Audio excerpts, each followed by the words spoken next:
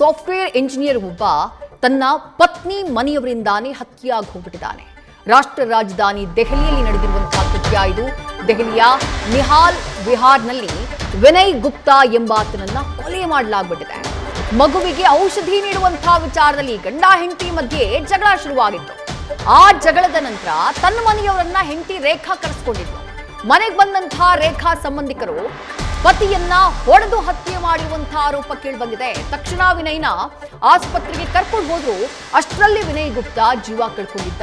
ಸದ್ಯ ಪ್ರಕರಣ ಸಂಬಂಧ ಪತ್ನಿ ರೇಖಾ ಸೇರಿದಂತೆ 4 ಜನರನ್ನ ಅರೆಸ್ಟ್ ಮಾಡಲಾಗಿದೆ.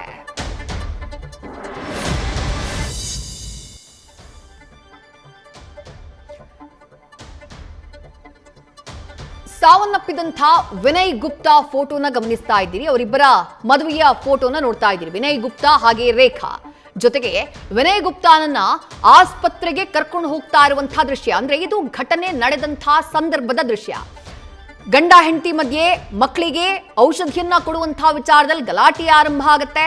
ಇಬ್ರು ಕೂಡ ಜಗಳ ಮಾಡ್ಕೊಳ್ತಾರೆ. ಆನಂತರ ಪತ್ನಿ ರೇಖಾ ತನ್ನ ಮನೆಯವರನ್ನ ಅಲ್ಲಿ ಕರೆಸ್ಕೊಳ್ತಾಳೆ. ಅದಾದ್ಮೇಲೆ ವಿನಯ್ ಮೇಲೆ ಹಲ್ಲೆಯಾಗಿದೆ ಅನ್ನುವಂಥ ಆರೋಪ ಇದೆ. ಈ ರೀತಿ ಹಲ್ಲೆ ಆಗ್ಬೇಕಾದ್ರೇನೆ ಈತ ಕುಸಿದು ಬೀಳ್ತಾನೆ ವಿನಯ್ ಗುಪ್ತಾ. ತಕ್ಷಣ ವಿನಯ್ ಗುಪ್ತಾನನ್ನ ಆಸ್ಪತ್ರೆಗೆ ಕರ್ಕೊಂಡು ಹೋಗುವಂತಹ ಕೆಲಸವನ್ನ ಅಲ್ಲಿದ್ದವರೇ, ಯಾರು ಹಲ್ಲೆ ಮಾಡೋದಕ್ಕೆ ಬಂದಿದ್ರು ಅವರೇ ಮಾಡ್ತಾರೆ. ಆಸ್ಪತ್ರೆಗೆ ಕರ್ಕೊಂಡು ಹೋಗ್ತಾ ಇರುವಂತಹ ಸಿಸಿಟಿವಿ ಫುಟೇಜ್ ಗಮನಿಸ್ತಾ ಇದ್ದೀರಿ. ಆದ್ರೆ ಅದಾದಂತಹ ನಂತರದಲ್ಲಿ ವಿನಯ್ ಗುಪ್ತಾನ ಜೀವ ಹೋಗಿದೆ.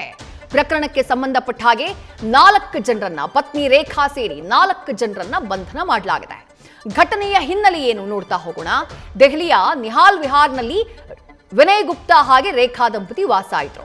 ಕಳೆದ 4 ತಿಂಗಳ ಹಿಂದಷ್ಟೇ ಅವಳಿ ಮಕ್ಕಳಿಗೆ ರೇಖಾ ಜನ್ಮ ನೀಡಿದ್ರು.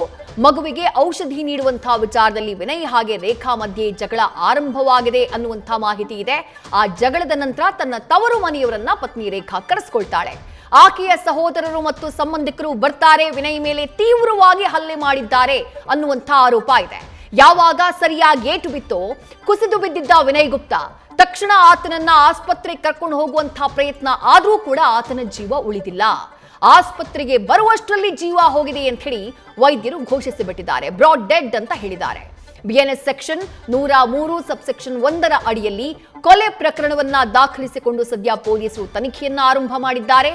ಇದೊಂದು ಪೂರ್ವ ನಿಯೋಜಿತ ಕೃತ್ಯ ಅಂತ ಹೇಳಿ ವಿನಯ್ ಕುಟುಂಬ ಆರೋಪವನ್ನ ಮಾಡ್ತಾ ಇದೆ. ಪ್ರಕರಣವನ್ನ ದಾಖಲಿಸಿಕೊಂಡಂತಹ ಪೊಲೀಸರು ಸದ್ಯ 4ರನ್ನ ಅರೆಸ್ಟ್ ಮಾಡಿದ್ದಾರೆ.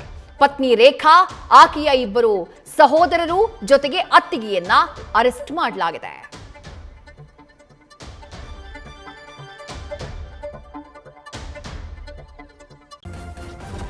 ನ್ಯೂಸ್ ಫಸ್ಟ್ ನಿರ್ಭೀತಿಯಿಂದ ನಿಮ್ಮ ಪರವಾಗಿ.